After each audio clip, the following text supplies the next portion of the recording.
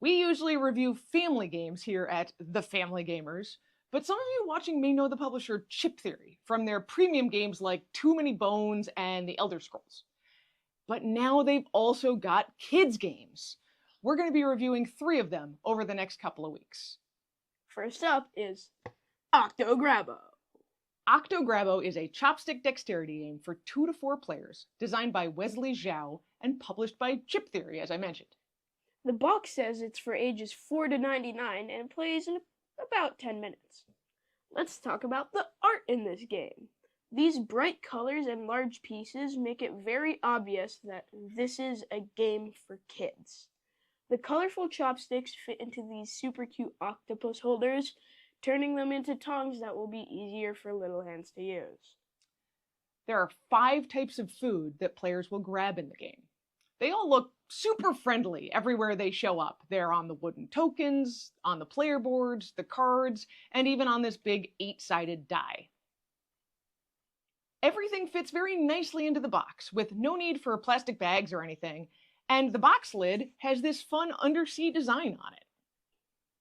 With chopsticks, wooden pieces, and player boards, you've probably already got a pretty good idea of how we play this game. There are actually 2 modes to play, but the setup is the same for both of them. Yep. You dump all the food tokens into the box lid and make sure everyone has a shell board and a pair of chopsticks. Younger players use the octopus holders. Older or more experienced players should use the chopsticks normally, but it doesn't really matter. In basic Octo Grabbo, players take turns. On your turn, roll the die to find out what you have to do.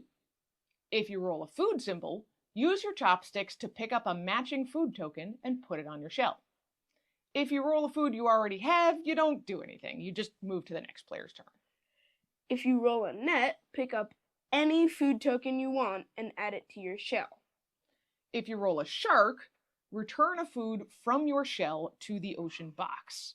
And if you roll the sneaky octopus, use your chopsticks to steal a piece of food from another player's shell board and move it to your own. In basic Octo Grabbo, the first player to fill their shell wins. Shout, "Grabbo is full!" Now, for kids and parents who want a faster challenge, you can try Turbo Grabbo.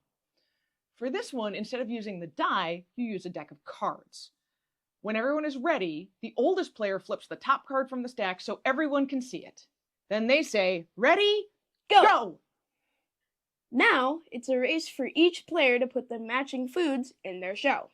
When someone thinks they have it, they shout, "I'm full!" and everyone stops. Check to see if the player actually matched the items on the card. If so, they take the card and score a point. But if not, the rest of the players pick their chopsticks back up and restart play with another countdown. Once someone has scored the card, pass the deck to the next player and start another round. Once someone has 5 cards, they shout, "Grabbo is full!" and they win the game. So what did we expect from this game? When I saw a quick demo of Octo Grabbo, I knew immediately it was going to be a hit. These octopus grabbers are very cute. And in my experience, kids want to try using chopsticks if they've seen older kids and adults using them. I kind of expected to be like grabbing fish before like a big octopus ate them, because on the cover, it looks like the octopus is eating the little guys, so it makes sense. But when we open the box, I went straight for these little octopus guys. They're so cute. they're very cute. In addition to being very cute, they're also very helpful. So, Elliot, what surprised us about this game? What surprised me was pretty small, but these chopsticks are plastic. I've never seen plastic chopsticks before. There wasn't much that surprised me about Octo Grabbo. This game was exactly what I thought it was going to be. There were some small surprises, like Elliot and the chopsticks.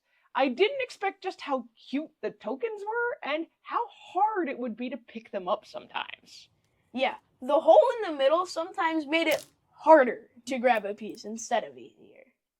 On that note, I was actually really surprised at how easily this game accommodates different skill levels. You can have less experienced kids use the octopus grabber helper. More experienced chopsticks users can ditch the helper and avoid using the middle hole on the food pieces, or even require every food item to be placed precisely in the right spot on the right orientation on their shell dish in order to count. Every kid under 12 years old that played this with me loved it and couldn't get enough. They wanted to play it over and over again. That was pretty surprising too. It's a good game. So Elliot, would we recommend this game?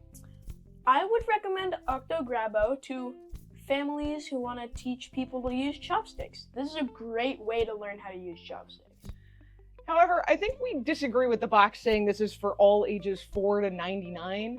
This is a very simple game, and it's really targeted at kids, probably topping out around age 10 or 11. The adults we played this with played it once and never needed to play it again. If you've got kids in your life who want to use chopsticks, this is a great choice. We'd give it 4.5 tentacles out of 5. And that's Octo Grabbo in a snap. All right, test your microphone.